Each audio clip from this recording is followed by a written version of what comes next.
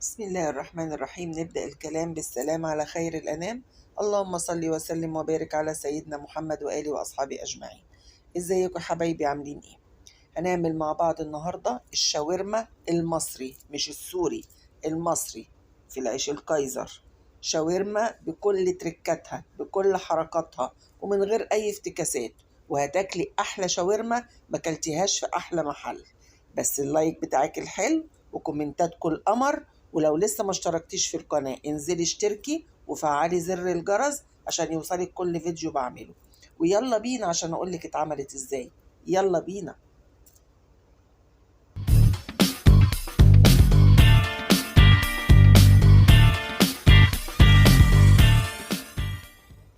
نبدأ بسم الله. أنا معايا نص كيلو لحمة. لحمة تكون صغيرة، ما تكونش عجوزة، يعني ما تكونش كبيرة بتاخد سوا، تكون لحمة صغيرة، كندوس صغير أو بتلو كده. وتخلي الجزار قوليله قطعها لي تقطيع شاورما، قولي للجزار كده. أو لو أنت عندك لحمة وعايزة تقطعيها جمديها وقطعيها رقيق، هتتقطع معاكي. وبصلاية وسط، وشوية خل، وكوباية زبادي صغيرة. الزبادي ده أنا عاملاه في البيت، هسيبلك اللينك بتاعه في صندوق الوصف وهحطهولك في حرف الآيفون. البصلاية كده هحط عليها شوية ملح وشوية فلفل أسمر. أنا ما بحبش التوابل كتير في الأكل، التوابل الكتير بحس إن بيغير لي طعم الأكل. أنا عايزة أحس بطعم اللحمة، بطعم الشاورما، مش عايزة أكل توابل أنا. يبقى ملح، فلفل أسمر، ونص فنجان خل. تمام؟ قولي لي تمام. وخليكي معايا كده واحدة واحدة. وهنحط عليها كوباية الزبادي الصغير، وهنقلب كل ده مع بعض. زي ما قلت لك الزبادي ده انا عاملاه في البيت، هسيب لك اللينك بتاعه في صندوق الوصف. والمخلل اللي كان محطوط في الاول وشفتيه مع الشاورما ده برضو اللي كنت عاملاه في البيت معاكم، وبرضو هسيب لك اللينك بتاع الفيديو في صندوق الوصف، وهيظهر معاكي برضو في حرف الايفون. هقلب بقى كده اللحمة مع البصل مع الزبادي مع التوابل. هقلبها كويس علشان كل قطعة من اللحمة تتشرب كويس من التوابل دي، وعشان الزبادي يدوب لي الأنسجة بتاعتها. هغطيها بقى كده وهحطها في التلاجة مش أقل من نص من سوري معلش، مش أقل من 6 ساعات. أنا عن نفسي عملتها من قبلها بيوم، تبلتها وبسيبها في التلاجة كده من قبلها بيوم.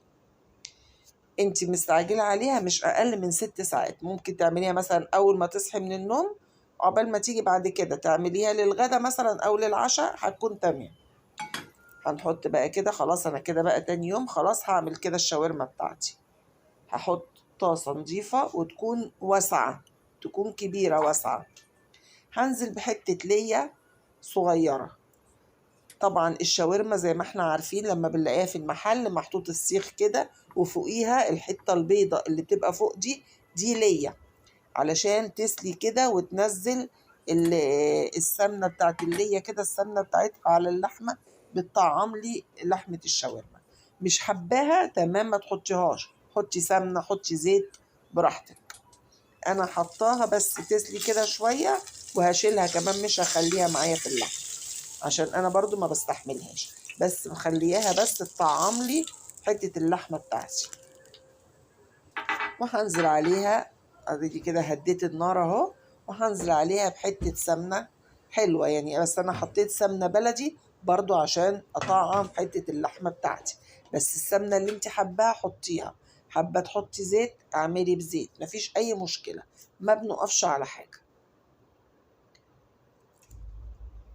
ايه كده هتسيح كده السمنة معايا. لازم تسخن كويس قوي والطاسة تكون سخنة كويس قوي قبل ما انزل باللحمة، علشان اسد المسامات بتاعتها عشان اللحمة بتاعتي ما تنشفش.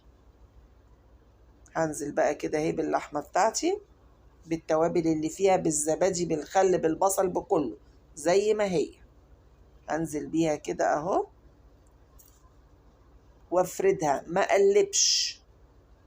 اول ما انزل باللحمه ما اقلبش، افردها بس في الطاسه عشان اديها تشك واسد المسامات بتاعتها. ما تقلبيش علشان اللحمه بتاعتك ما تنشفش. افرد بس كده. بصي بفردها ازاي، انا ما بقلبش اهو، انا بفردها بس كده في الطاسة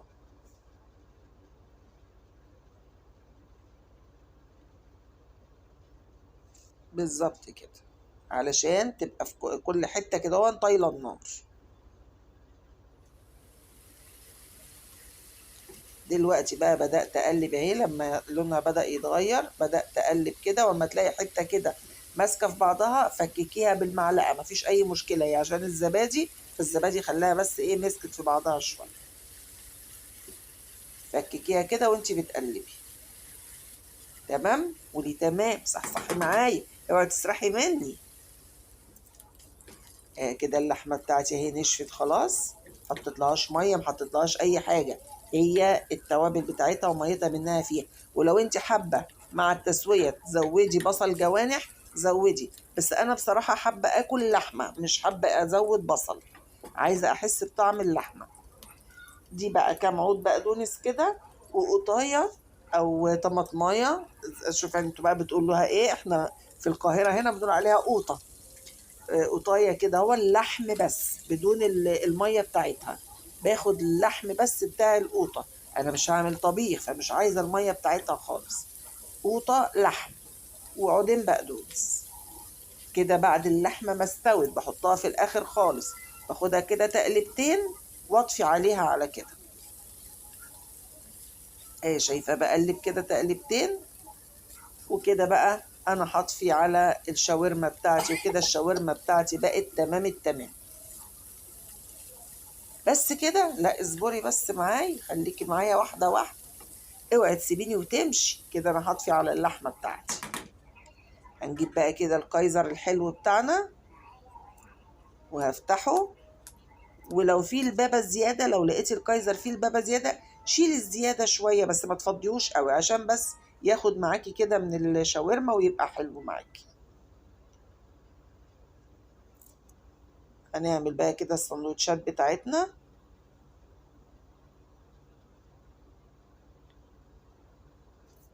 الشاورما المصري يعني سلطة طحينة، السوري ممكن دي تحط لها مايونيز، تحط لها تومية، لكن الشاورما المصري يعني طحينة اهي.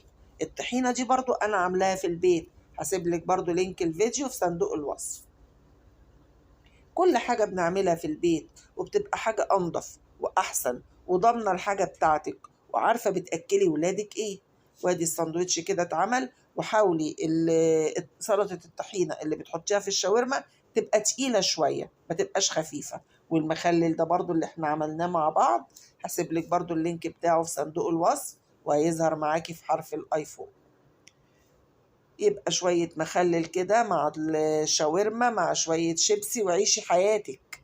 ايه رأيك بقى؟ بس ما تنسينيش وما تبخليش عليا باللايك، بالاشتراك لو لسه ما اشتركتيش، بكومنت قمر زيك يا قمر. انا بيسعدني جدا كومنتاتكم، وربنا يخليكم ليا ويديمكم نعمة في حياتي. واوعوا تنسوني، وما تنسونيش بدعوة حلوة، واعمليها واكتبي لي في الكومنتات طلعت ازاي. السلام عليكم ورحمة الله وبركاته.